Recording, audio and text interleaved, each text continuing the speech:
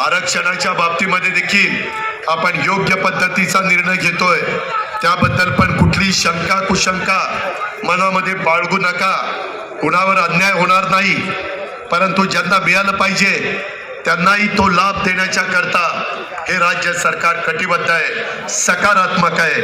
ही पण बाब मला या सभेच्या निमित्तानं माझ्या महाराष्ट्राला सांगायची आहे, माझ्या तमाम कार्यकर्त्यांना सांगायची आहे. कार्यकर्त्यांनो, आज जनसन्मान रॅली निघालेली आहे. आता विधानसभेचं मतदान होईपर्यंत ही थांबणार नाही. आपल्याला सगळा महाराष्ट्र ढवळून काढायचा आहे. आपल्याला प्रत्येक जिल्हा ढवळून काढायचा आहे, प्रत्येक तालुका ढवळून काढायचा आहे.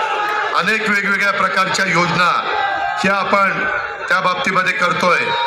यंदा पाऊस काळ चांगला आहे, काही ठिकाणी आम्हाला दुबार पेरणी करावी लागते.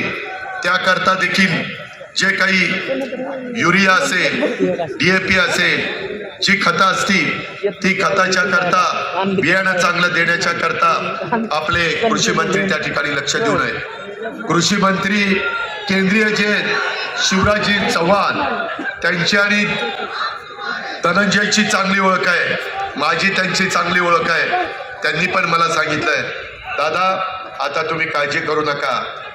त्यांनी त्यांच्या स्वतःच्या मध्य प्रदेशमध्ये, स्वतः प्रफुल्लभाईंना माहिती आहे, त्यांच्या जवळच मध्य प्रदेश आहे, गोंदियाच्या, त्यांना विचारा. कृषीचा कार्यक्रम ते मुख्यमंत्री शिवराजसिंग चव्हाण असताना एवढा चांगला राबवला गेला की करोनाच्या काळामध्ये कृषीचा दर तिथं सगळ्यात चांगला देशात नंबर 1 होता.